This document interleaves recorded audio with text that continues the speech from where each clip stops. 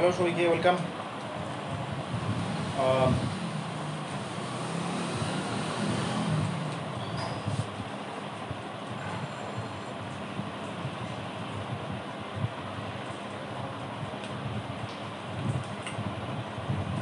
হাফিজ, আমাকে দেখতে পাচ্ছ?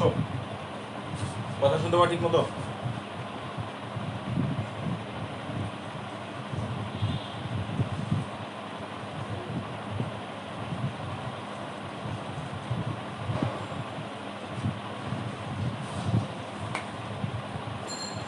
আজকে আমরা পড়বো হচ্ছে তাপ প্রসারণ।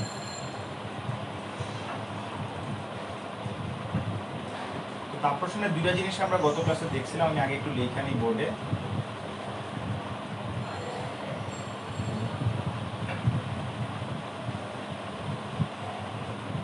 ল্যাব হইছে ল্যাপ্লাসের সূত্র,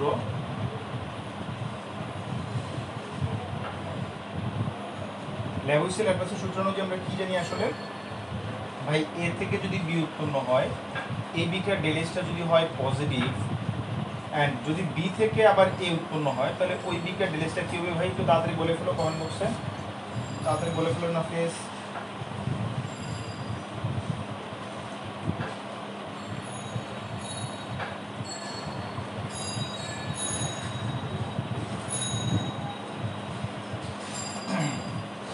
আর অ্যাকচুয়ালি হেসের সূত্র, হেসের তাপ সমষ্টিকরণ সূত্র আর কি। হেসের সূত্র কি বলে যে কোন একটা বিক্রিয়ার স্টার্টিং এবং এন্ডিং যদি ঠিক থাকে, ধরো এ থেকে বি হয়েছে, এই বিক্রিয়ার তাপ শক্তি পরিবর্তন দিলাম ΔH1। আবার বললাম যে না, এবার এ থেকে আগে হয়েছে ডি, ডি থেকে হয়েছে বি, তাহলে প্রথম এ থেকে ডি হয়েছে, এটার তাপ শক্তি পরিবর্তন ΔH2, এটা তাপ শক্তি পরিবর্তন ΔH3। কিন্তু কাহিনী হচ্ছে ভাই, এই দুটো বিক্রিয়াকে যদি যোগ করেন তাহলে আলটিমেটলি কিন্তু আপনি আবার এ থেকে বি পাইবেন। তাহলে এই যে এ থেকে বি পাইছেন, দুইটা বিক্রিয়ার যোগফল, এটা 1 নম্বর বিক্রিয়া, 2 নম্বর বিক্রিয়া ছিল, তাহলে এই সামগ্রিক বিক্রিয়ার যে যোগফল, তাহলে মাইনাস হবে না, কি বলছে? ফাইন। তাহলে সামগ্রিক বিক্রিয়ার যে যোগফল, সেই যোগফলটা যদি আমি ΔH চিন্তা করি, ΔH এর ভ্যালু কত হবে ভাই? সেটা হবে ΔH1 plus ΔH2 plus ΔH3। According to হেসের সূত্র, সেই ΔH2 আর ΔH3 এর যোগফল হবে কত আসলে ভাইয়া? ΔH1 এর সমান। কারণ দেখো, দুই ক্ষেত্রেই বিক্রিয়ায় আদি এবং শেষ অবস্থান ঠিক আছে, একই আছে। ওকে, এই ছিল হেসের তাপ সমষ্টিকরণ সূত্র এবং ল্যাবোসের একটা গুরুত্বপূর্ণ সূত্র।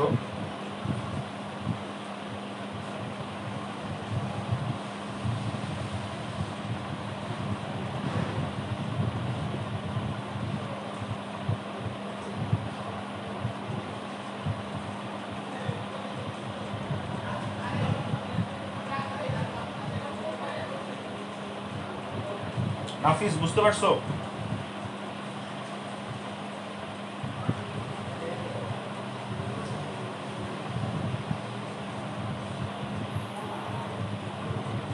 আচ্ছা নাফিস, এবার আমরা যে জিনিসটা দেখবো সেই জিনিসটা হচ্ছে ভাইয়া যে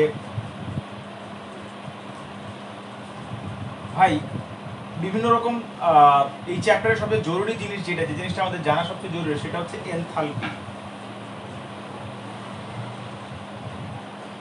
এনথালপিকে আমরা এইচ দিয়ে প্রকাশ করি। এনথালপি এইচ সমান অন্তঃস্থ শক্তি plus P into V. Enthalpy শব্দের অর্থ হচ্ছে কোন একটা সিস্টেম, সাপোজ দ্যাট এটা একটা সিস্টেম, এই সিস্টেমে কিছু পরিমাণ গ্যাস আছে, তো এই সিস্টেমের এখন গ্যাসের ভলিউম হচ্ছে ভি।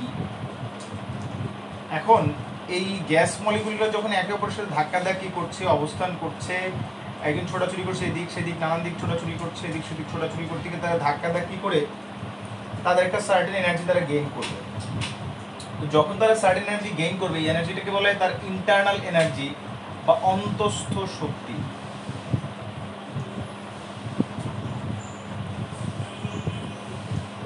এই যে অন্তঃস্থ শক্তি বা ইন্টারনাল এনার্জির কথা বলা আছে,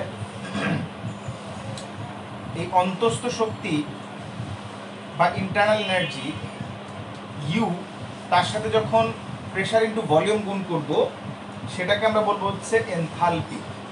ভাই ধরেন আপনি এই সিস্টেমের উপরে কি পরিমাণ প্রেশার দিচ্ছেন। আচ্ছা নাফিস চলে গেছে, দেখি একটু আসুক নাফিস, তারপরে অপেক্ষা করবি।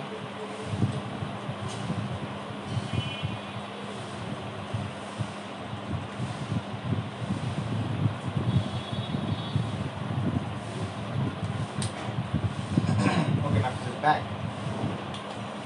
তাহলে যেটা বলছিলাম নাফিস সেটা হচ্ছে যে এই এনথালপিটা হচ্ছে এই সিস্টেমের অন্তস্থ শক্তি plus pressure into volume, but আমরা যেটা করতে পারি আমরা হচ্ছে কখনো এনথালপির ডিরেক্ট ভ্যালু বের করতে পারি না।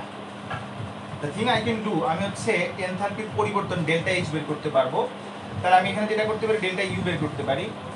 আর ইন কেমিস্ট্রি আমরা যত ধরনের সিস্টেম নিয়ে কাজ করি না কেন সবগুলো সিস্টেমই হচ্ছে বেসিক্যালি প্রেসারটা ফিক্সড, পি হচ্ছে ফিক্সড। তো ফিক্সড প্রেসার যদি হয়, ধরো তুমি এই সিস্টেমের ভলিউম ছিল ভি আগে, ধরো ভি1 ছিল, তুমি তার উপরে প্রেসার প্রয়োগ করে করে তার ভলিউম হয়ে গেছে ভি2, তাহলে এই জায়গায় পরিবর্তন কত ভাই? এই দুটো বিয়োগফল, ঠিক আছে? আমি দুটো বিয়োগফলের কথা বললাম, কোনটা বড় কোনটা ছোট সেটা জানি না, তো আমি জাস্ট লিখলাম ভাইয়া ডেল্টা ভি, ঠিক আছে? তাহলে এই যে ডেল্টা ভি তার যে আয়তনের পরিবর্তন, এই আয়তনের পরিবর্তন চাপ এবং আয়তনের গুণফল কিন্তু একটা কাজ, বিশেষ কাজ। এই দুজনের গুণফল হচ্ছে কাজ। কিভাবে কাজ ভাই? প্রেসারের একক হচ্ছে দেখো নিউটন পার মিটার স্কয়ার, আর ভলিউমের একক হচ্ছে মিটার কিউব, এসআই একক। তাহলে দুটো গুণ করলে দেখো তুমি পাও নিউটন ইনটু মিটার। নিউটন হচ্ছে বলের একক আর মিটার হচ্ছে স্মরণের একক। এফ ইনটু এস মানে হচ্ছে কাজ। তার মানে আমি এই সিস্টেমের উপরে যে প্রেসার প্রয়োগ করছি পি, এই পি প্রেসার প্রয়োগ করার কারণে তার মধ্যে যে আয়তন সম্প্রসারণ জনিত বা আয়তন সংকোচন জনিত যে কাজ হচ্ছে, মানে আয়তন কমতেও পারে বাড়তেও পারে, অর্থাৎ তার যে আয়তনের চেঞ্জ হয়েছে, এই আয়তনের চেঞ্জের জন্য সিস্টেমের উপরে একটা কাজ করা হইলো। তাহলে সিস্টেমের উপরে কাজ করা মানে সিস্টেমকে এনার্জি দেয়া, তাহলে এই এনার্জি এবং তার অন্তঃস্থ শক্তি দুটোর সামেশন বা যোগফলকে বলা হচ্ছে ডেল্টা এইচ বাই এনথালপি। বুঝতে পারছো নাফিস?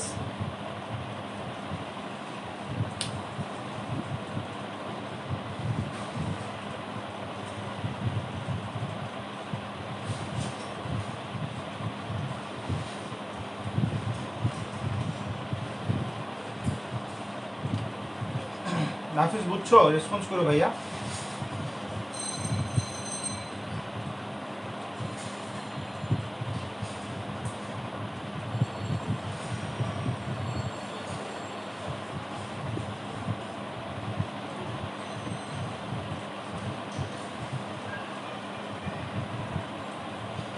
ওকে, তাহলে এই গেল এনথালপি ভাই।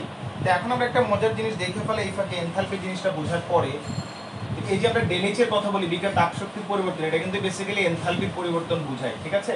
তো এনথালপি মানে ব্যাপারটা হচ্ছে যে কোনো একটা সিস্টেমের মধ্যে অন্তঃস্থ শক্তির পরিবর্তন এবং তার উপরে যে চাপ প্রয়োগ করা হচ্ছে, তার উপরে যে প্রেশার আছে, সেই প্রেশারের জন্য যে তার আয়তন পরিবর্তন হচ্ছে, সেই আয়তন পরিবর্তন জনিত কাজের যোগফলের সমষ্টি, ঠিক আছে? আচ্ছা, তো এখন এই চ্যাপ্টারে আরো কিছু ইম্পর্টেন্ট জিনিস আমাদেরকে জানতে হবে। সেই জিনিসটা হচ্ছে দেখো যে ভাইয়া আমি যদি বলি এখন ধরো যে দ্রব দহন তাপ, দহন তাপ জিনিসটা কি আসলে? সাপোজ যদি আমি কার্বনকে অক্সিজেন দিয়ে বিক্রিয়া করলাম, করে পাইলাম কার্বন ডাইঅক্সাইড। যখনই কোনো কিছুকে তুমি আসলে পোড়াও, পোড়ানো মানে কোনো একটা সাবস্টেন্সকে পোড়ানো মানে বেসিক্যালি তাকে অক্সিজেন দিয়ে বিক্রিয়া করানো। তো আমি যদি এটাকে অক্সিজেন দিয়ে বিক্রিয়া করে বা অক্সিজেন মানে বেসিক্যালি পোড়াইতে গেলে অক্সিজেন লাগবে, অক্সিজেন ছাড়া পুড়বে না, দহন হবে না। এই যে কার্বনকে অক্সিজেন দিয়ে দহন করে কার্বন ডাইঅক্সাইড পাইলাম, আমি কার্বনের কয় মোলকে দহন করছি? 1 মোলকে। দহন তাপ মানে যে কোনো একটা সাবস্টেন্সের 1 মোলকে যথেষ্ট পরিমাণ অক্সিজেন দিয়ে সম্পূর্ণরূপে পোড়াইলে বা সম্পূর্ণরূপে দহন করলে যে পরিমাণ তাপশক্তির পরিবর্তন হয়, অর্থাৎ এই বিক্রিয়ার যে তাপশক্তির পরিবর্তন সেটা হচ্ছে কার্বনের দহন তাপ, ঠিক আছে? তাহলে এই যে কার্বনের দহন তাপ বিক্রিয়া দেখো সমতা হয়ে গেছে, এখানে কিন্তু অক্সিজেন একটাই লাগছে, সেটাকে বলে কার্বনের দহন তাপ। ডেল্টা এইচ, যে মনে রাখবা সবসময় দহন বিক্রিয়ার জন্য ডেল্টা এইচ নেগেটিভ হবে। আমি যদি সাপোজ তোমাকে এখন বলি যে 2C plus 2O2 2 carbon dioxide, ধরো তোমাকে কথার কথা সে, এটা ধরে নিলাম, ধরি ভাই ডেল্টা এইচ হচ্ছে এই বিক্রিয়ার জন্য ধরো পাইলাম -x কিলো জুল পার মোল। তাহলে ভাইয়া নাফিস তুমি একটু বলো তো এই বিক্রিয়ার দহন তাপ কত পাইলাম আমরা আসলে? বলবা না নাফিস, দহন তাপ কত আসলে পাইছি?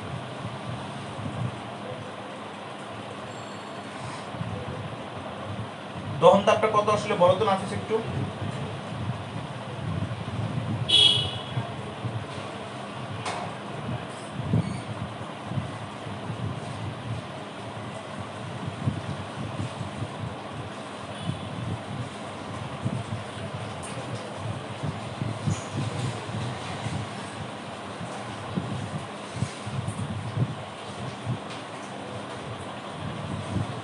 ওকে, নাফিস বলছো -x। ভাই আসলে ভুলটা করছো কোথায় দেখো, যে আমি কিন্তু বলছি 1 মোল যে কোনো সাবস্টেন্সকে পড়লে, এখানে কিন্তু কার্বন 2 মোল আছে। তো এটাকে যেটা করতে হবে তোমাকে 2 মোলের জায়গায় 1 মোল বানিয়ে দেবে। তার মানে পুরো সমীকরণকে 2 দিয়ে ভাগ করতে হবে। 2 দিয়ে ভাগ করলে কি থাকে দেখো এই জিনিসটা থাকে। পুরো সমীকরণকে 2 দিয়ে ভাগ করা মানে দহনতা হয়ে যাবে x/2। কথাটা বুঝতে পারছো? দহনতা হয়ে যাবে -x/2। আই থিংক বুঝতে পারছো। 1 মোল হইতে হবে, হ্যাঁ 2 মোল হওয়া যাবে না। এই জিনিসটা সবসময় মাথায় রাখবা। আশা করি বুঝছো দহন তাপ। এবার আসো ভাই আমি যদি তোমাকে বলি গঠন তাপ। গঠন তাপ জিনিসটা কি ভাইয়া? গঠন তাপ মানে কোনো বস্তুর 1 মোল গঠিততে যে পরিমাণ তাপ শক্তির পরিবর্তন। তাহলে কোনো বস্তুর 1 মোল গঠিততে যে পরিমাণ তাপ শক্তির পরিবর্তন সেটাকে আমি যদি গঠন তাপ বলি, তাহলে সেই বস্তুর 1 মোলটা বলতে কি বুঝো? সাপোজ আমি বললাম যে C2H2 এটা 1 মোল গঠন করতে হবে আমাকে। তাহলে এখানে দেখো কার্বন লাগতেছে কয়টা? 2টা। তাহলে 2C। আচ্ছা হাইড্রোজেন লাগবে। হাইড্রোজেন কি আকারে থাকে? অণু আকারে থাকে, মলিকুল আকারে। তাহলে সামনে একটা হাফ গুণ করে দাও, তাহলে তুমি এখান থেকে পাবে দেখো যে সরি H2 থাকবে, কারণ আমার 2টা হাইড্রোজেন লাগবে। তাহলে এখান থেকে আমি C2H2 পাইলাম। তো 1 মোল C2H2 গঠন হয়েছে। তাহলে এই বিক্রিয়ায় যে তাপ শক্তির পরিবর্তন সেটাই হচ্ছে আলটিমেটলি C2H2 বা ইথাইনের গঠন তাপ। আমি যদি এখন বলি ধরো যে কার্বন ডাই অক্সাইডের গঠন তাপ, তাহলে কার্বন ডাই অক্সাইড গঠন হইতে গেলে কি লাগবে ভাইয়া? একটা কার্বন লাগবে আর 2টা অক্সিজেন লাগবে, এই যে CO2, কারণ অক্সিজেন অণু আকারেই থাকে। তাহলে এইটা ডেলিজ কত হবে? এটা ডেলিজ হচ্ছে কত ভাই? -393.5 কিলোজুল পার মোল। তাহলে এটা হলো কার্বন ডাই অক্সাইডের কি তাপ ভাই? এটা হলো কার্বন ডাই অক্সাইডের গঠন তাপ। আবার একই ভাবে বলা যায় এটা কিন্তু কার্বনের দহন তাপ। সো এই যে ডেলিজটা, এটা হচ্ছে ডেলেইজ কম্বাশন মানে দহন অফ কার্বন, অ্যান্ড অলসো এটা কিন্তু আবার ডেলেইজ ফরমেশন বা গঠন অফ কার্বন ডাই অক্সাইড। দুইটা ভ্যালুই কিন্তু সেম, দুইটা ভ্যালুই কিন্তু হচ্ছে এইটা। আশা করি বুঝতে পারছো। যদি বুঝতে হবে নাফিস স্যার একটু বলো ভাইয়া।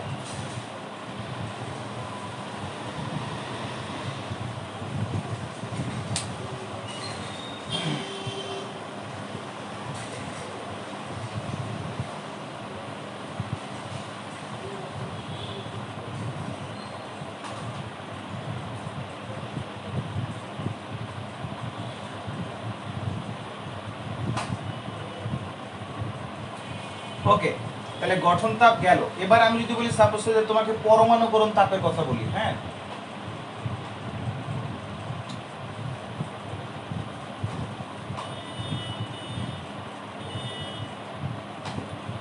পরমাণুকরণ তাপ। সাপোজ আমি বললাম তোমাকে পরমাণুকরণ তাপ, তার মানে তুমি যেটা করতে হবে ধরো ক্লোরিন হচ্ছে অণু, তুমি এটাকে হিট দিলা, হিট দিলে পরে এটা ভেঙে যাবে, অণুটা ভেঙে গিয়ে ক্লোরিন পরমাণু উৎপন্ন করবে। এখন হিসাব হচ্ছে ভাই যে তাপই বলো না কেন আলটিমেটলি আমাকে হিসাব করতে হবে 1 মোলের জন্য পরমাণুকরণ তাপ। তো এখানে কার্বন আছে কয়টা ভাই? 1 মোল ক্লোরিন রাখতে হবে, হ্যাঁ তাহলে সামনে এখানে হাফ দিয়ে গুণ করতে হবে। তাহলে এটার যে ডেলেজ বা যে তাপ শক্তির পরিবর্তন সেটা হবে তার পরমাণুকরণ তাপ। তার মানে 1 মোল কোন একটা পরমাণু উৎপন্ন করতে যে পরিমাণ তাপ শক্তির পরিবর্তন সেটাই তার পরমাণুকরণ তাপ। পরমাণু কোথা থেকে আসবে? তার অণু থেকে আসবে। আচ্ছা এখন ধরো আমি যদি তোমাকে বলি যে বাষ্পীভবনীয় তাপ বা বাষ্পীভবন এনথালপি।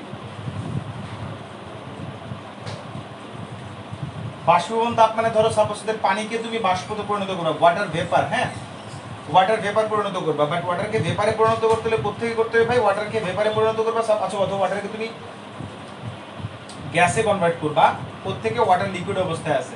তাহলে 1 মোল পানিকে বাষ্পে পরিণত করতে যে পরিমাণ তাপ শক্তির পরিবর্তন সেটা হচ্ছে তার বাষ্পীভবন তাপ। ঠিক আছে? তো এই যে তাপগুলো, যেই তাপই বলে না কেন, যার তাপ বলবো তার 1 মোল গঠনিত যতটুকু সেটাকে আমরা বুঝাবো। ওকে, তো আশা করি বুঝতে পারছো। তাহলে এই যে তাপ শক্তির পরিবর্তনগুলো আমরা বুঝলাম, বুঝার পরে ধরো আমি তোমাকে একটা জিনিস যদি বলি, এখন ধরো একটা ছোট্ট সমীকরণের কথা যদি বলি, সমীকরণটা হচ্ছে যে আমি বললাম যে একটা বিক্রিয়া ঘটছে, ধরো A প্লাস বি থেকে C প্লাস ডি উৎপন্ন হচ্ছে। তাহলে এই বিক্রিয়ার ডেলএইচ এর মান কত? ডেলএইচ ইকুয়াল 1। এই বিক্রিয়ার ডেলএইচ এর মানটা হবে ডেলএইচ, আমরা প্রমাণ অবস্থায় চিন্তা করব। প্রমাণ অবস্থা মানে 25 ডিগ্রি সেন্টিগ্রেড 1 অ্যাটমসফিয়ারিক চাপ। এই অবস্থায় ডেলএইচটাকে আমি ডেলএইচ নট বলবো, ডেলএইচ নট অফ রিঅ্যাকশন। যে কোনো একটা বিক্রিয়ার তাপ শক্তির পরিবর্তন প্রমাণ অবস্থায় del H naught of reaction is equal to del H naught of formation of reactant. মানে বিক্রিয়কের গঠন তাপের সমষ্টি নিতে হবে, কারণ একাধিক বিক্রিয়ক থাকতে পারে। এটা সরি আমি বিক্রিয়ক লিখছি না, উৎপাদ দিব প্রোডাক্ট, কারণ যে কোনো পরিবর্তন মানে কি পরেরটা মাইনাস আগেরটা, তাহলে পরেরটা কি, পরেরটা হচ্ছে কি আমার প্রোডাক্ট, তাহলে product minus summation of del H not of formation of reactant. এখন ধরো small a mole a, small b mole b, small l mole c আর small d mole capital d বিক্রিয়া অংশগ্রহণ করছে। তাহলে তুমি এই জায়গায় যেটা করতে পারো, দেখো যে এই জায়গায় তুমি দেখো এর গঠন তাপ del H not of formation of a, এটা হচ্ছে 1 মোল এর গঠন তাপের জন্য মান del H not of formation of a, কিন্তু এখানে কি 1 মোল আছে এ মোল, তাহলে এ দিয়ে গুণ করতে হবে ভাই, এর সাথে আমাদের সামেশন করতে হবে, যোগ করতে হবে একটা বি এরটা, তাহলে বি এরটা কত ভাই, del H not of formation of b কয় mole, b mole, because b b mole আছে, মাইনাস সিমিলারলি আমি লিখতে পারি দেখো যে l mole del H not of formation of c plus d mole del H not of formation of d. আশা করি বুঝতে পারছো।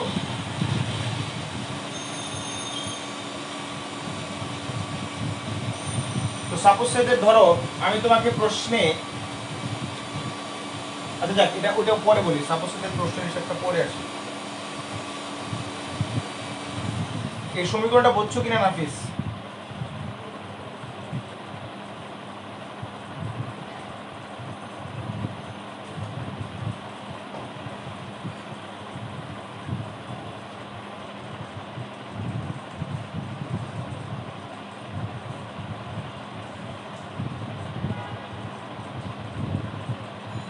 নাফিস বুঝে থাকলে বলো, তাহলে আমি পরের টপিকে যাবো আর কি। ওকে, তাহলে আমরা এখন একটা ম্যাথমেটিক্যাল প্রবলেম সলভ করব, ঠিক আছে? ম্যাথমেটিক্যাল প্রবলেমটা আগে বোর্ডে লিখি, তাহলে তুমি হয়তো বুঝতে তোমার জন্য সুবিধা হবে। নাফিস আমি আগে থেকে একটু বলছি, তোমার কাছে যদি ক্যালকুলেটর থেকে কাইন্ডলি একটা ক্যালকুলেটর নিয়ে বসো, হ্যাঁ, সো দ্যাট আমি এটা সমাধান করতে পারি। ওকে, সো আমরা এখন একটা ম্যাথমেটিক্যাল প্রবলেম সলভ করব। সাপোজ যে তোমাকে এরকম কিছু কোশ্চেন দেওয়া থাকে দেখবে পরীক্ষায়, কার্বন প্লাস অক্সিজেন, এখান থেকে উৎপন্ন হচ্ছে carbon die oxide, del H এর মানটা বলে দেওয়া থেকে ধরো -393.5 কিলোজুল পার মোল। দেন ধরো বলা আছে যে হাইড্রোজেন প্লাস হাফ অক্সিজেন পানি, del H বলা হচ্ছে -285 কিলোজুল পার মোল। দেন এটা বলা তোমাকে যে C2H5OH প্লাস অক্সিজেন, এখান থেকে দেখো তুমি যাকেই দহন করে, এখানে দহন করছো কাকে, আসলে এটা দহন করছো ইথানল, ইথানলে কি আছে, কার্বন আছে, হাইড্রোজেন আছে, অক্সিজেন আছে, তার মানে কার্বন ডাই অক্সাইড আর পানি হবে। বাট রিমেম্বার দ্যাট দহন বিক্রিয়া সবসময় কি করতে হবে, যাকে তুমি দহন করছো তার মোল রাখতে হবে 1, তাহলে এর সামনে সহগ থাকবে 1, তাহলে কার্বন কয়টা ভাইয়া, 2টা, এই জায়গায় 2 দিয়ে গুণ করে দেখো কার্বন 2টা হয়েছে। Now come to the point, hydrogen কয়টা ভাই, হাইড্রোজেন হচ্ছে দেখো 3, 5, 5 আর 6, তাহলে এখানে কত দিতে হবে, 3 দিয়ে গুণ করতে হবে। তাহলে অক্সিজেন কয়টা হলো, ডান পাশে দেখো 2 দ্বিগুণে 4, 3 একে 3, 4 আর 3 7, তাহলে এই পাশে 7টা, আমার বাম পাশে কয়টা দেবে, 7টা হইতে হবে। বাম পাশে অলরেডি আছে একটা, যে দেখো 1 1 1, তাহলে আমার 7টা ডান পাশে, বাম পাশে একটা আছে, তাহলে বাম পাশে লাগবে কয়টা, 6টা, এখানে 3 দিয়ে গুণ করে দেখো 3 দুগুণে 6। আশা করি বুঝতে পারছো, হ্যাঁ, খুব কঠিন কিছু না। এখন তোমাকে প্রশ্নটা কি বলবে জানো, এখন তোমাকে প্রশ্নটা এই জিনিসটাও দিয়ে দিবে, del H বলে দিলে বিক্রিয়ার -1330 কিলোজুল পার মোল। তোমাকে প্রশ্ন করলো ভাইয়া del H not of formation of C2H5OH equal what, ইথানলের গঠন তাপ কত বের করো, এই হলো প্রশ্ন।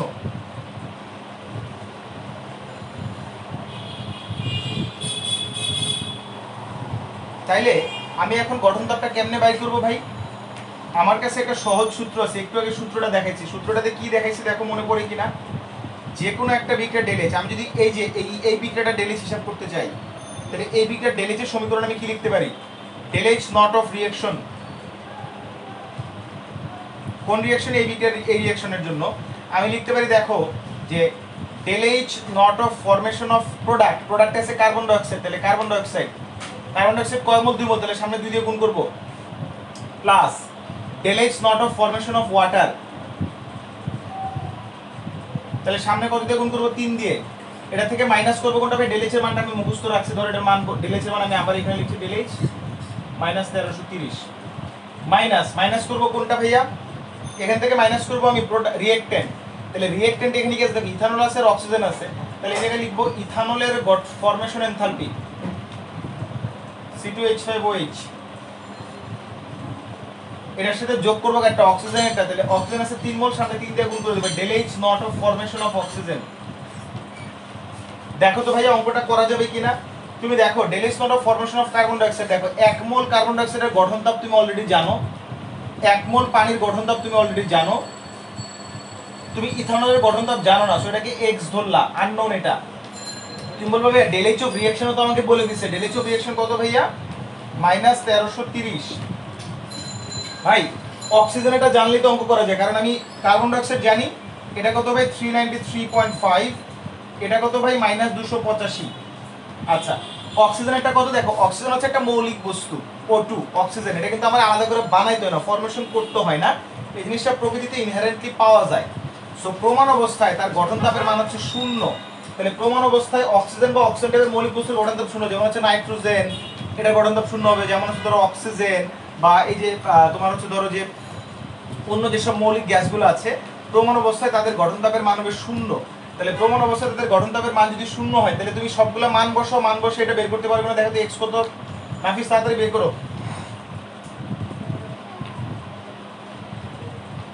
নাফিস তাড়াতাড়ি বের করো।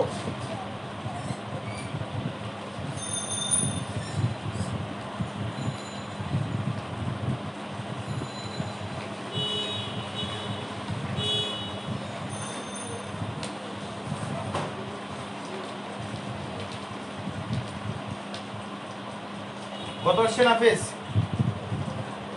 x ইকুয়াল মাইনাস সামথিং কিছু একটা পাইবা, দেখো তো নাফিস মাইনাস আসে কিনা।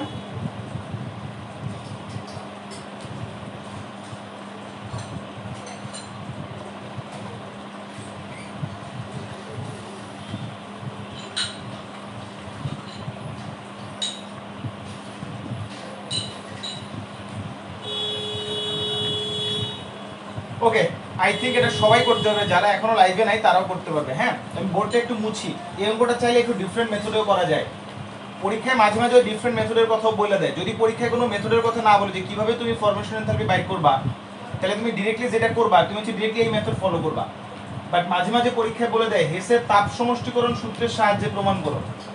এখন হেসের তাপ সমষ্টিকরণ সূত্রের সাহায্যে যদি প্রমাণ করতে কয় বা বের করতে বলে তখন কি করবা, তখনই আসলে আসল টেস্টটা লাগে।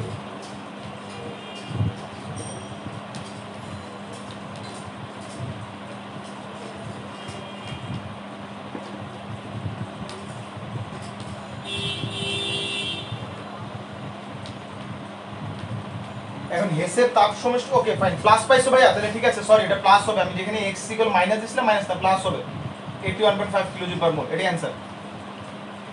ওকে সো এখন হেসের তাপ সমষ্টিকরণ সূত্র দিয়ে যখন করতে বলবে তখন কিভাবে করবা, তোমার কি বাই করতে বলছে ভাই, ইথানলের গঠন তাপ, তাহলে তুমি আগে লিখো যে C2H5OH হচ্ছে ইথানল।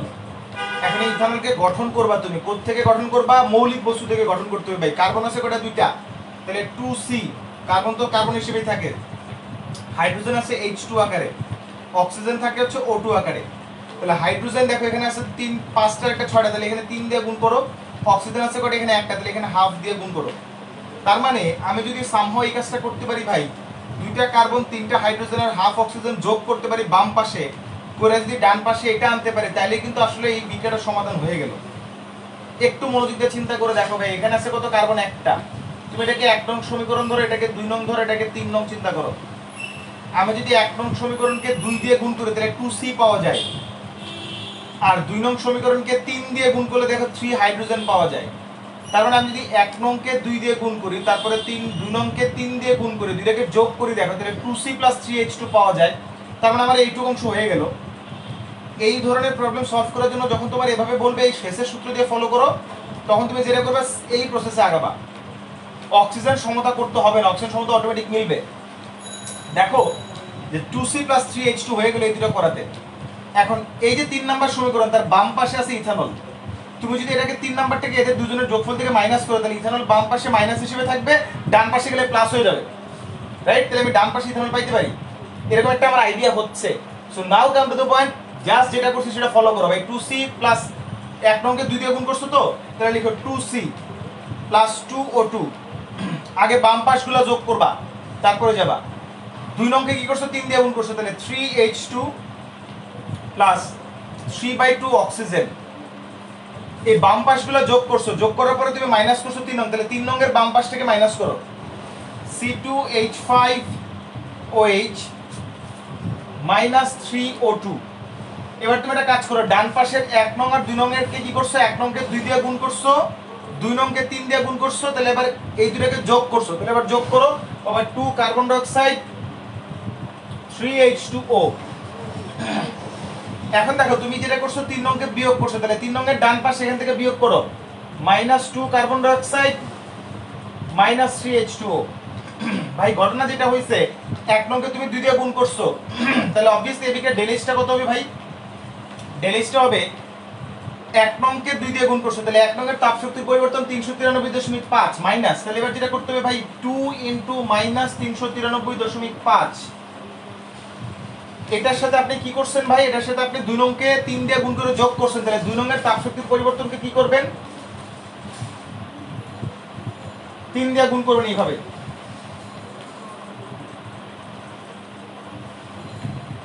তারপর এই দুটাকে যোগ করছেন, এই দুটা যোগফল থেকে আপনি কি করছেন 3 নংকে বিয়োগ করছেন, তাহলে 3 নংয়ের ডেলিজটা বিয়োগ করে দেন, মানে মাইনাস 3 নংয়ের যোগফল কত ভাই, -1330।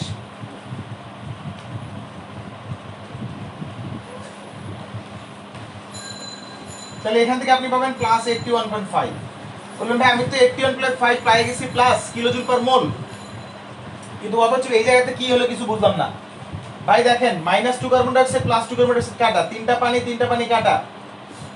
এবার দেখেন এখানে আপনার সমীকরণে কি কি বাকি থাকে ভাই, 2c 3h2। এখন অক্সিজেন দেখেন কয়টা আছে, এখানে দুইটা অক্সিজেন, এখানে 3/2 অক্সিজেন। তাহলে এটা কাজ করেন ভাই, আর 2 + 3/2 করেন, তাহলে পাবেন কত ভাই, নিচে আসবে 2, উপরে আসবে হলো আপনার 7। তাহলে 7/2 অক্সিজেন মানে কি, আসলে 7/2 অক্সিজেন মানে 3.5 অক্সিজেন। এখানে মাইনাস করছেন কয়টা ভাই, তিনটা অক্সিজেন যদি 3.5 থেকে মাইনাস করেন তাহলে থাকে 0.5 অক্সিজেন। 0.5 অক্সিজেন মানে কি, 0.5 মানে হাফ। তাহলে আলটিমেটলি হবে অক্সিজেন সব সমতার মধ্যে করে কত পাইলেন, হাফ অক্সিজেন। ভাই ডান পাশে কিছু আছে না, 0। তাহলে এখানে আপনি দেখেন ইথানল ছাড়া বাকি সব মিলাই ফেলাইছেন, তাহলে ইথানল এই পাশে মাইনাস করলে ওই পাশে নিয়ে কি করেন, এটাকে প্লাস করে দেন, তার মানে C2H5। তাহলে এই যে ইথানলের গঠন তাপ পেলেন, এই যে গঠন বিক্রিয়া, তাহলে এইটাই হচ্ছে তার গঠন তাপ। নাফিস বুঝতে পারছো?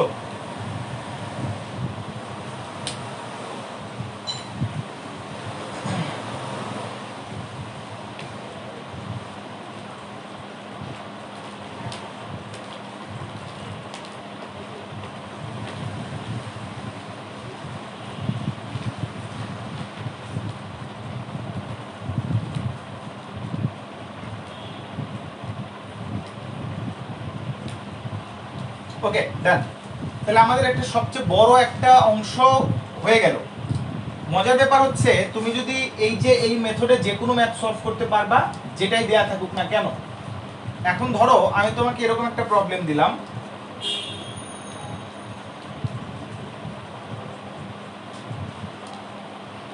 বোর্ডটা মুছে নেই। প্রবলেমটা যদিও খুব সিলি প্রবলেম, বাট তারপর এটা পরীক্ষায় আসে, এই জন্য এটাকে দেখাই দিচ্ছি একটু তোমাদের যে সুবিধার্থে। সেটা হচ্ছে ধরো আমি তোমাকে বললাম এরকম একটা প্রবলেম। দ্য থিং ইজ, প্রশ্নটা হচ্ছে যে 1500 কিলোজুল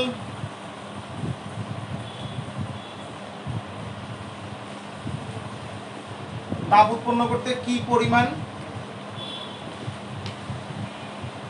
মিথেন পোড়াতে হবে। ভাই মিথেনকে পোড়াবেন মানে মিথেনকে দহন করবেন, তাহলে মিথেন প্লাস অক্সিজেন। এখানে কার্বন কয়টা, একটা, তাহলে কার্বন ডাই অক্সাইড হবে একটা। হাইড্রোজেন কয়টা ভাই, এখানে 4টা, তাহলে হাইড্রোজেন হবে পানি হবে 2টা। তাহলে অক্সিজেন কয়টা হবে, এখানে হলো 2টা, এখানে 2 কেজি 2টা, তাহলে এখানে 2 দিয়ে গুণ করেন। এখন একটা মজার জিনিস খেয়াল করেন ভাইয়া, আপনি দেখতেই পাচ্ছেন এই যে কার্বনের দহন বিক্রিয়া, আর আপনাকে প্রশ্ন বলে দিলে এটা দেয়া থাকলো, বলে দিলে ডেলএইচ হচ্ছে কত ভাই, ডেলএইচ আপনাকে বললো সাপোজ দ্যাট মাইনাস, কথার কথা -800 সাপোজ দ্যাট, আমি এক্সাক্ট ভ্যালু লিখছি না, মানে না 800 না মানে 750। তাহলে আপনি বুঝতেই পারতেছেন যে 750 মাইনাস মানে 750 কিলোজুল তাপ শক্তি উৎপন্ন হচ্ছে 1 মোল মিথেনকে পোড়াইলে। এখন 1500 কিলোজুল তাপ উৎপন্ন হওয়ার মানে কি আসলে ভাই মাইনাস 1500 কিলোজুল এনথালপির চেঞ্জ, রাইট? তাহলে 1 মোলের জন্য পাচ্ছেন 750 কিলোজুল পার মোল। তাহলে আপনি এটা বলতে পারেন যে 1 মোল মানে 16 গ্রাম মিথেন। 16 গ্রাম মিথেনকে পোড়াইলে কতটুকু তাপ শক্তি উৎপন্ন হয়? 750।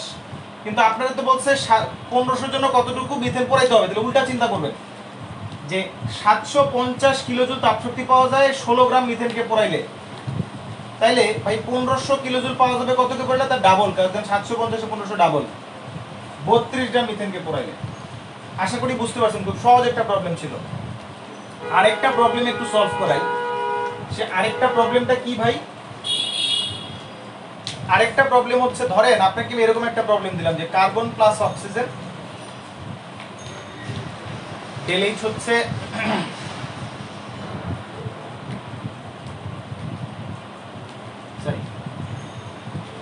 Carbon die oxide del H হচ্ছে ধরেন -393.5 কিলোজুল পার মোল। আমি লিখলাম আর কি মোল। এখন দেখেন হাইড্রোজেন প্লাস হাফ অক্সিজেন, এটাও দেওয়া থাকলো পানি, এটারও ডেল এইচ দেওয়া থাকলো -285 কিলোজুল পার মোল। দেন দেওয়া থাকলো carbon plus 2H2 methane, del H -873, আচ্ছা 873 না 753। দেন দেওয়া থাকলো 2C প্লাস 3H2 C2H6, এটা ডেল এইচ বলা থাকলে কত হবে? -853, দুটাই কিলোজুল পার মোল। হ্যাঁ, এখন আপনারা এখান থেকে এটা দিয়ে বললো কোনটি ভালো জ্বালানি।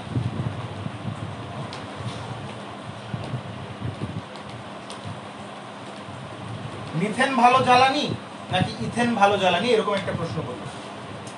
এই প্রশ্নটা কিভাবে সমাধান করবেন ভাই? জ্বালানি হিসেবে মিথেন ব্যবহার করার মানে কি আসলে? মিথেনকে পোড়ানো।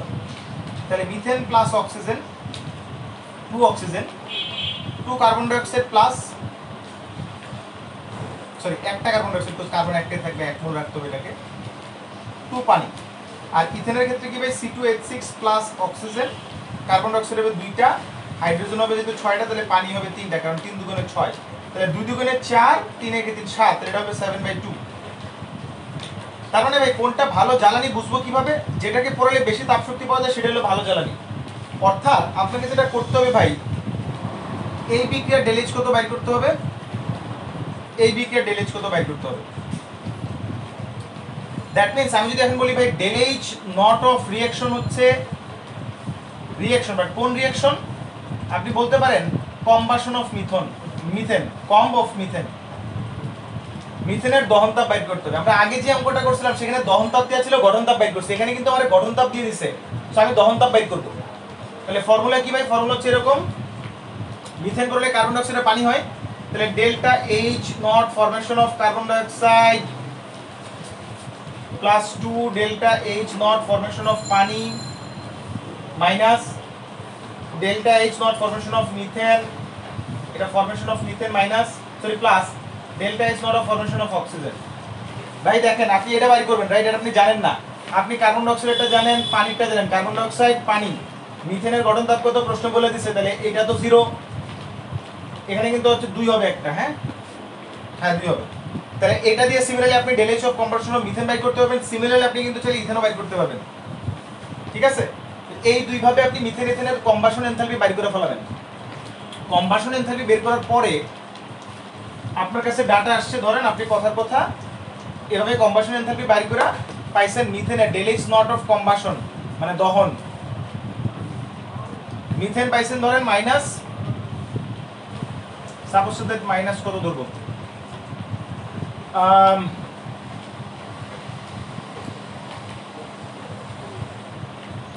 আচ্ছা মাইনাস ধরেন কত কত 900, সে এটা ধরে নিলাম, আমি এক্সাক্ট ভ্যালু জানি না কত পাইবেন, আপনি ধরলাম 900 কিলোজুল পার মোল, তার মানে আচ্ছা কিলোজুল, ঠিক আছে কিলোজুল পার মোল পাইছেন, সরি ধরি del H not of combustion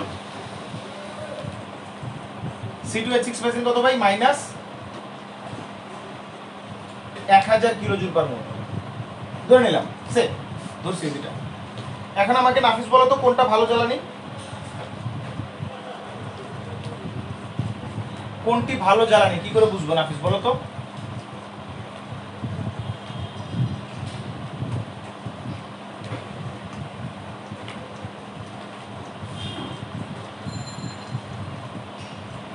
blur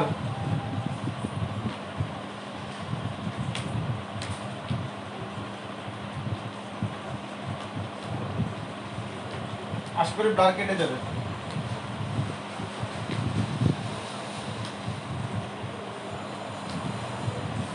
কেটে গেছে। নাফিস বলছো মিথেন। দেখ কেন মিথেন, আসলে যারা কিনা পরে ভিডিওটা দেখবে তারা অনেকেই ভাববে যে আচ্ছা আমি তো ইথেনকে পড়ালে বেশি তাপ শক্তি পাই, -1000 মানে বেশি। মাইনাস শব্দটা আসলে মাইনাস সাইনটা কি মিন করে, তাপ শক্তি উৎপন্ন হচ্ছে। তাহলে একজন 1000 কিলোজুল তাপ শক্তি দিচ্ছে, আরেকজন 900, তাহলে কোনটা বেটার বলো তো নাফিস?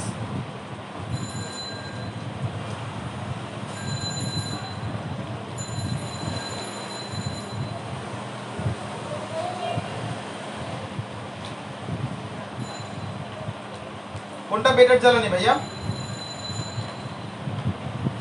ওকে, নাফিস বলছে এখনো মিথেন। যারা পরে ভিডিও দেখবে তাদের জন্য বলছি, আমি জানি না নাফিস আসলে জেনে বলছে না জেনে বলছে, আমি অ্যানসার দিচ্ছি এইভাবে। দেখো, যেটা মাথায় রাখবা সবসময়, তুমি যখন কোনো একটা জ্বালানিকে পোড়াও, ধরো তুমি বাসায় রান্না করবা কাঠ দিয়ে, তুমি কাঠ, একটা হলো আম কাঠ, একটা জাম কাঠ। তুমি দেখতেছো আম কাঠের 1 কেজি দিয়ে ভাত রান্না হয়, একটা হচ্ছে 2 কেজি জাম কাঠ দিয়ে ভাত রান্না হয়। তাহলে কোন কাঠটা দিয়ে রান্না করা ভালো, কোনটা ভালো জ্বালানি ভাই? যেটা কম লাগতেছে সেটা দিয়ে কম থেকে বেশি তাপ শক্তি উৎপন্ন হয়, সেটা হলো ভালো জ্বালানি। বাট হিসাবটা কি হিসেবে কেজিতে বা গ্রামে, হ্যাঁ। সো বা মনে 1 মন কাঠ দিয়ে একটা বিশাল বড় বিয়ের অনুষ্ঠানে রান্না হলে, আরেকজন হচ্ছে 2 মন জাম কাঠ দিয়ে দিলেন। লস কোনটাতে ভাই? বুঝতে হবে যে আসলে যেটাতে তাপ শক্তি প্রতি কেজিতে বা গ্রামে যেটা বেশি উৎপন্ন হবে সেইটা। সো এক্ষেত্রে যে আপনি পাইছেন ডেল নট অফ কম্বাসন, এটা হচ্ছে কিলোজুল পার মোলে, প্রতি মোলে, হ্যাঁ 1 মোলের জন্য এত। তাহলে প্রতি গ্রামের জন্য কত হবে? আরো কম হবে। তাহলে সেক্ষেত্রে যেটা করতে হবে আপনাকে -900 কে মোলার ভর দিয়ে ভাগ করতে হবে, তখন হয়ে যাবে কিলোজুল পার গ্রাম। সিমিলারলি আপনি ডেল নট অফ কম্বাসন, এটা তো মিথেন, এটা হবে ইথেন। সিমিলারলি এটাও বাইর করবেন, -900 কে 30 দিয়ে, 1000 কে 30 দিয়ে ভাগ দিবেন, কিলোজুল পার গ্রাম পাবেন।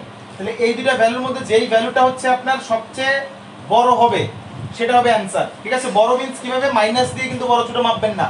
মাইনাস শব্দটা আসলে বোঝায় তাপ শক্তি উৎপন্ন হচ্ছে।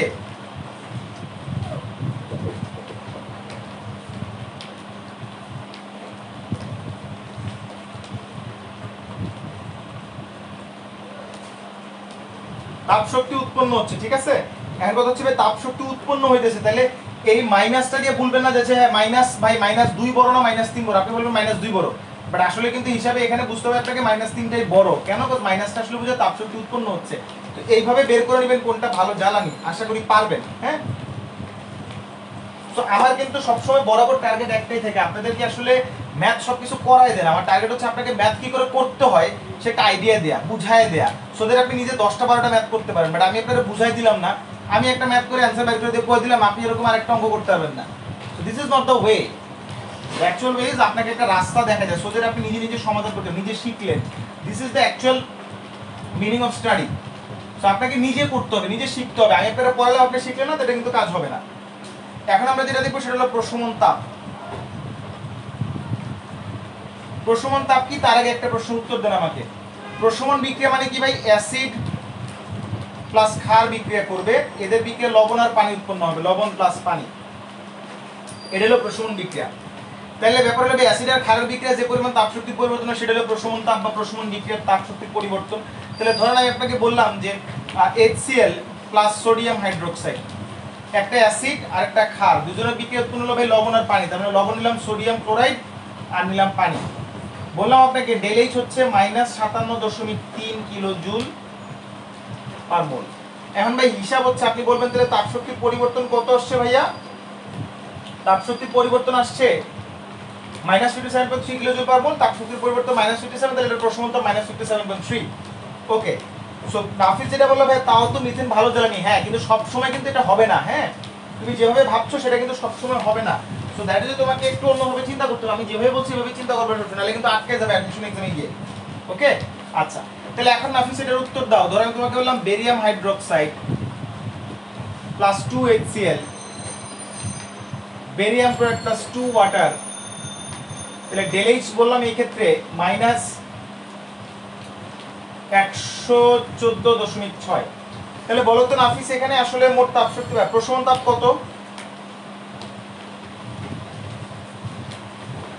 নাফিস একটু বলো তো প্রশমন তাপ কত?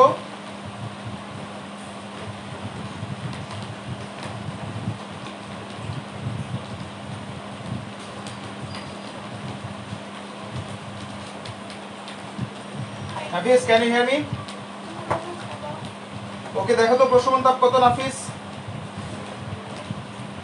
বলো বলো তাড়াতাড়ি বলো।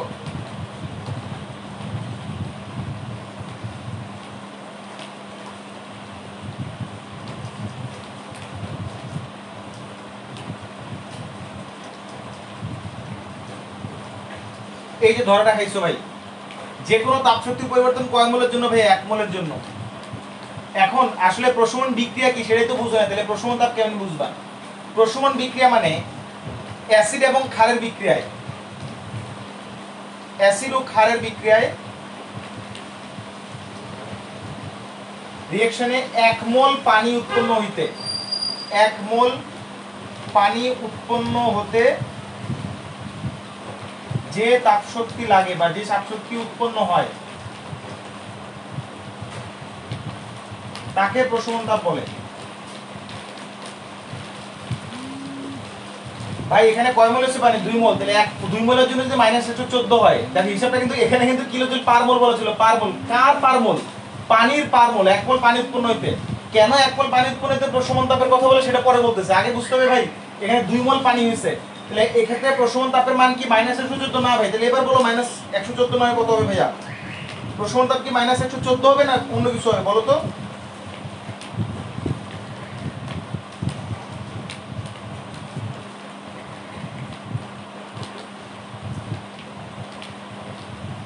এই তো বুঝে গেছো -57.3। তাহলে প্রশমন তাপ এই বিক্রিয়ার জন্য ডেলএইচ নট অফ নিউট্রালাইজেশন, হ্যাঁ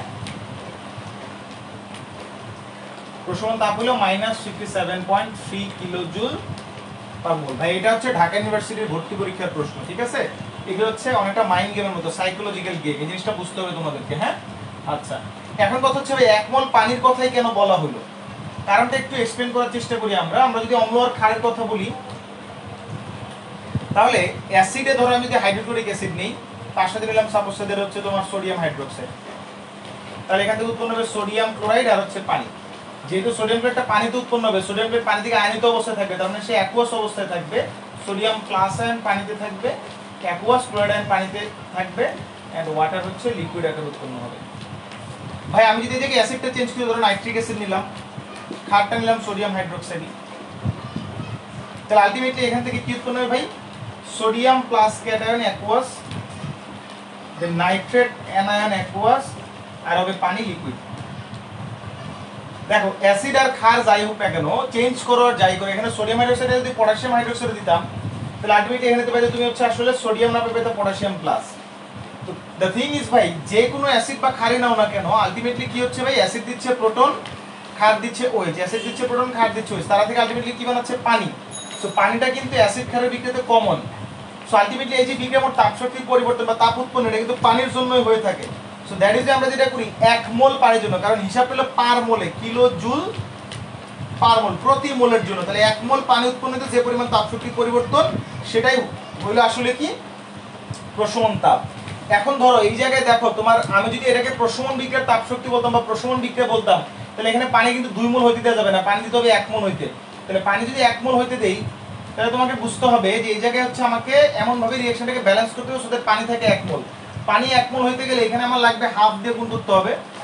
তাহলে হাফ দিয়ে গুণ করা মানে দেখো একটা বেরিয়াম হাইড্রোক্সাইডে হাইড্রোক্সিল আছে 2টা, সামনে হাফ দেওয়ার মানে একটা হাইড্রোক্সিল, এখানে একটা H+, তাহলে একটা H+ আর একটা হাইড্রোক্সিল মিলে বানাবে একটা পানি। আর এখানে বেরিয়াম একটা হাফ বেরিয়াম, এখানে ক্লোরিন হলো তোমার একটা, বাট বেরিয়াম ক্লোরিন লিখলে হয়ে যায় কি 2টা, তাহলে এখানে হাফ দিয়ে গুণ করো, তাহলে দেখো হাফ বেরিয়াম ক্লোরিন, এখানে হাফ ইনটু Cl2 মানে 2টা থেকে একটা হয়ে যাবে, আর এখানে একটা। আশা করি বুঝতে পারছো, হ্যাঁ? এই গেল প্রশমন তাপ। তো যেহেতু প্রত্যেকটা অ্যাসিড ক্ষারের বিক্রিয়ায় H+ এবং OH- মিলে পানি বানায়, তাই প্রশমন তাপের মানটা ধ্রুবক হয়। বাট দুই একটা অ্যাসিড এবং ক্ষার আছে যাদের ক্ষেত্রে প্রশমন তাপের মানটা ধ্রুবক হয় না, তাদের ক্ষেত্রে প্রশমন তাপের মানটা হচ্ছে একটু ভিন্ন রকম হয়। সেই ভিন্ন রকম জিনিসটা কি ভাইয়া? সাপোজ আমি যদি বলি তোমাকে যে ethanoic acid plus sodium hydroxide, তাহলে এখান থেকে কি পাওয়া যায় ভাই? অ্যাসিডের আয়ন অ্যাকুয়াস, কারণ ইথানোয়িক অ্যাসিডের এই যে এই অংশটা নেগেটিভ আর এটা হচ্ছে পজিটিভ, মানে বাকি পুরো অংশটা নেগেটিভ, আর এখানে সোডিয়ামটা প্লাস ওইচটা মাইনাস, তাহলে সোডিয়াম প্লাস অ্যাকুয়াস আর পাবা পানি লিকুইড। তো এই বিক্রিয়া ΔH এর মান হচ্ছে -55.2 কিলোজুল পার মোল।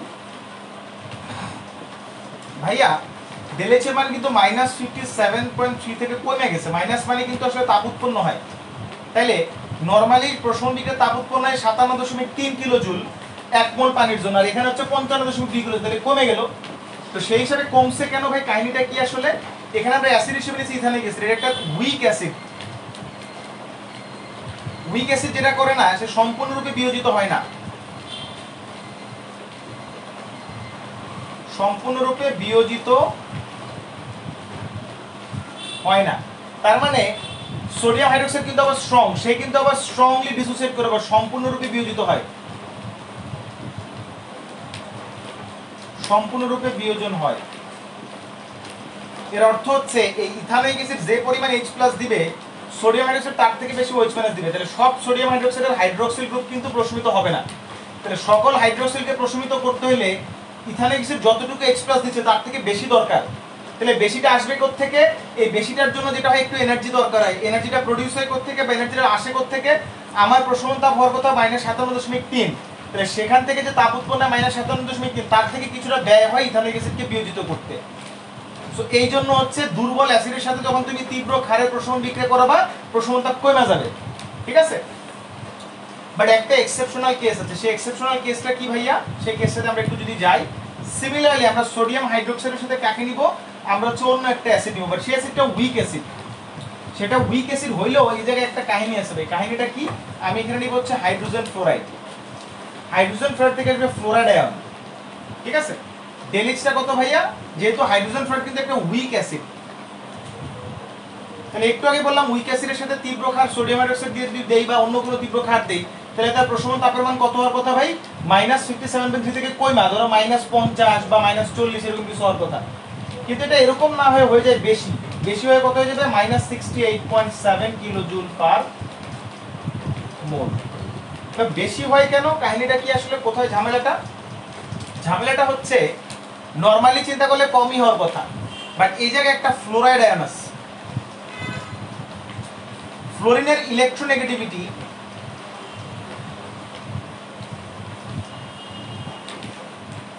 অনেক বেশি, ম্যাক্সিমাম বা সবচেয়ে বেশি 4।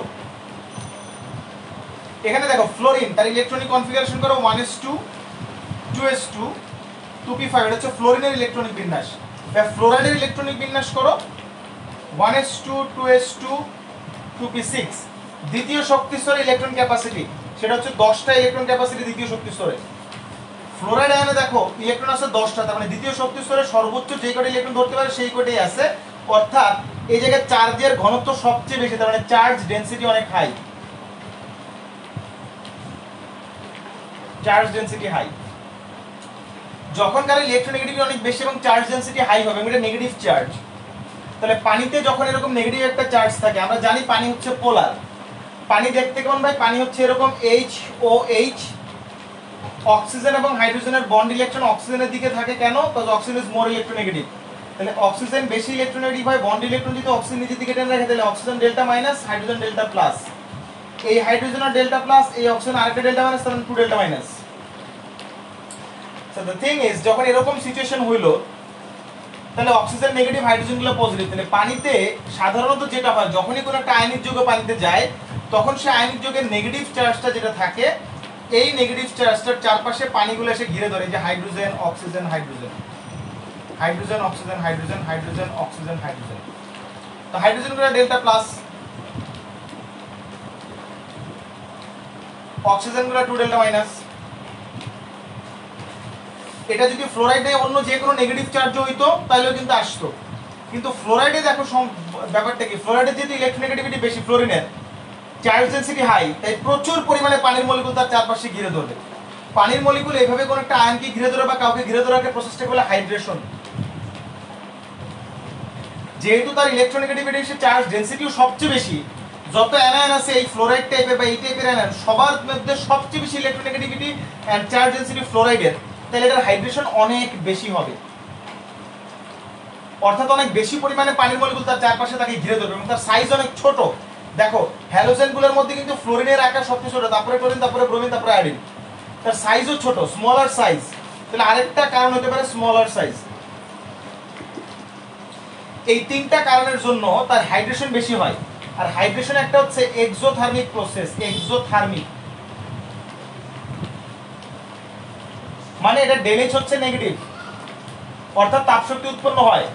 তাহলে সাধারণত আমার হওয়ার কথা ছিল ভাই -57.3 চাইতে কমই হয় নরমালি, বাট যখনই এই হাইড্রেশন অনেক বেশি হয়, সে হাইড্রেশনের সময় এনথালপি উৎপন্ন হয় বা তাপশক্তি উৎপন্ন হয়, দুইটার যোগফল হিসেবে হয়ে যায় -68.3। আশা করি বুঝতে পারছো কেন এটার ক্ষেত্রে বেশি হয়।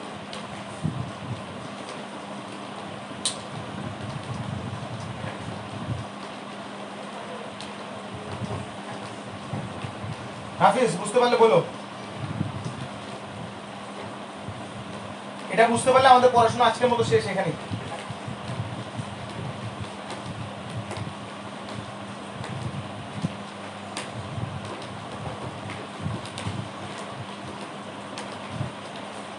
বুঝতে পারছো না হাফিজ?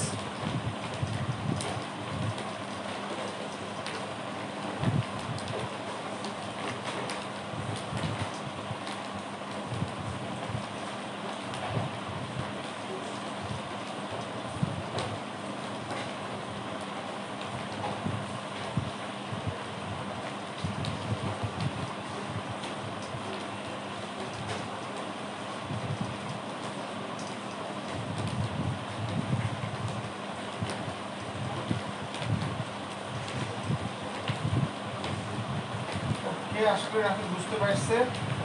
হ্যাঁ বুঝতে পারছেন, আমি বলছি শেষ পর্যন্ত। সো আমাদের তাপ রসায়ন শেষ, এই চ্যাপ্টারের হাফ শেষ।